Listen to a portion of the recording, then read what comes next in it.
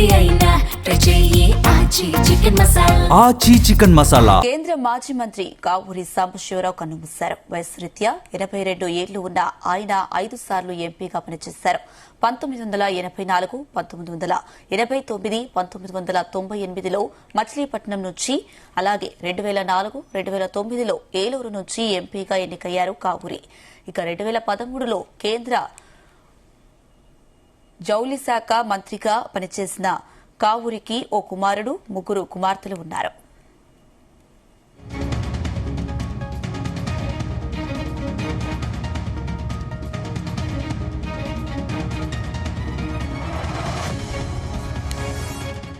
కేంద్ర మాజీ మంత్రి కావూరి సాంబశివరావు కన్నుమూశారు. వయసు రీత్యా 82 ఏళ్లు ఉన్న ఆయన 5 సార్లు ఎంపీగా పనిచేశారు. 1984, 1929, 1998లో మచిలీపట్నం నుంచి, అలాగే 2004, 2009లో ఏలూరు నుంచి ఎంపీగా ఎన్నికయ్యారు కావూరి. 2013లో కేంద్ర జౌళి శాఖ మంత్రిగా పనిచేసిన కావూరికి ఓ కుమారుడు, 3 కుమార్తెలు ఉన్నారు.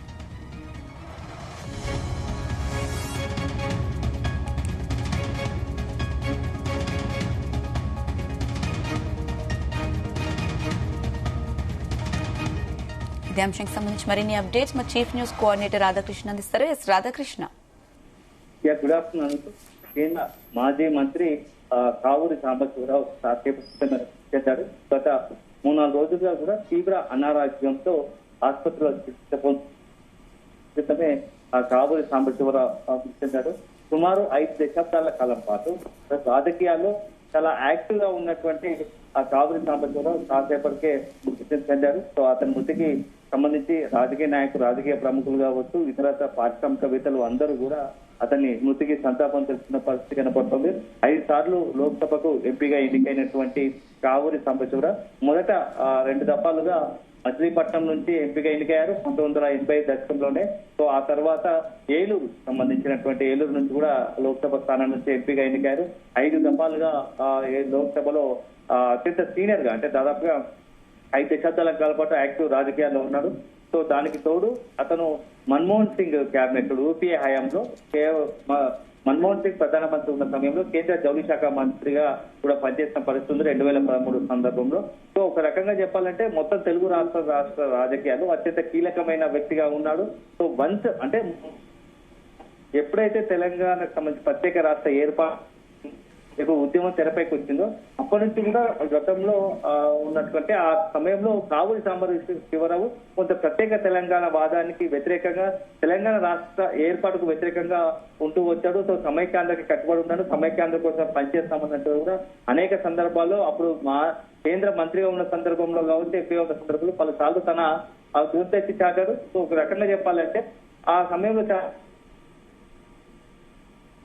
పెద్దలకు అత్యంత సన్నిహితంగా ఉంటూ వచ్చాడు కావూరి సాంబశివరావు. సో తెలంగాణ, ఆంధ్రప్రదేశ్ రాష్ట్ర రాజకీయాల్లో చాలా కీలకమైన వ్యక్తిగా, అత్యంత ఒక రకంగా చెప్పిన పార్టీలో చాలా క్రూషియల్ రోల్, చాలా కీలకమైన రోలు అతను ఉండేది. సో అట్లాంటిది వన్స్ రాష్ట్ర విభజన సమయంలో కాంగ్రెస్ అధిష్టానాన్ని తీసుకున్న నిర్ణయాన్ని అతను తీవ్రంగా వ్యతిరేకించాడు.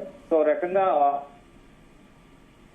తనకి ఆ కాంగ్రెస్ పార్టీపై తీవ్ర ఆగ్రహం వ్యక్తం చేస్తూ కాంగ్రెస్ పార్టీకి కూడా రాజీనామా చేసిన పరిస్థితి. ఆ తర్వాత ఇతర పార్టీలకు వెళ్ళినప్పటికీ కొంత ఆ రాష్ట్ర విభజన తర్వాత మాత్రం యాక్టివ్ పాలిటిక్స్ లో ఉన్నది తక్కువ అని చెప్పవచ్చు.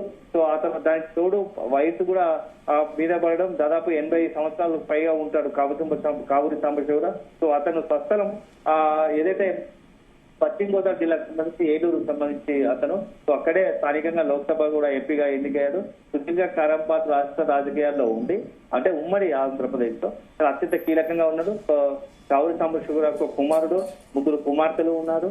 సో మొత్తంగా కూడా ఒక రకంగా చెప్పాలంటే మొత్తం ఒక సీనియర్ కురువుతు రాజకీయ నాయకుడు చెందాడని చెప్పవచ్చు. సో అతని మృతికి సంతాపంగా రాజకీయ అన్ని పార్టీలకు సంబంధించి, ముఖ్యంగా టీడీపీతో కావచ్చు, కాంగ్రెస్ తో కావచ్చు, బీజేపీతో, ఇతర పార్టీలు అన్నింటితో కూడా సన్నిహిత సంబంధాలు కలిగిన వాడు. కేవలం ఒక రాజకీయ నాయకుడిగానే కాకుండా అతను ఒక మంచి పారిశ్రామికవేత్తగా కూడా గుర్తింపు పొంది ఉన్నారు. సో ఈ నేపథ్యంలో పలువురు పారిశ్రామికవేత్తలు కూడా అతని మృతికి ఇతర రాజకీయ నాయకులతో పాటు వాళ్ళు కూడా సంతాపం తెలుపుతున్న ఆ పరిస్థితి కనబడుతూ ఉంది. అనుష.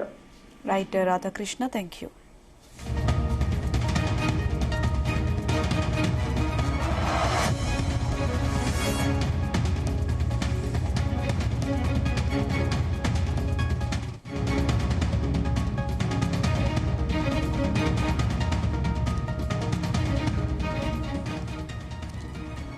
కేంద్ర మాజీ మంత్రి కావూరి సాంబశివరావు కన్నుమూశారు. వయసు రీత్యా 82 ఏళ్లు ఉన్న ఆయన 5 సార్లు ఎంపీగా పనిచేశారు. 1984, 1989, 1998లో మచిలీపట్నం నుంచి, అలాగే 2004, 2009లో ఏలూరు నుంచి ఎంపీగా ఎన్నికయ్యారు కావూరి. 2013లో కేంద్ర జౌళి శాఖ మంత్రిగా పనిచేసిన కావూరికి ఓ కుమారుడు, 3 కుమార్తెలు ఉన్నారు.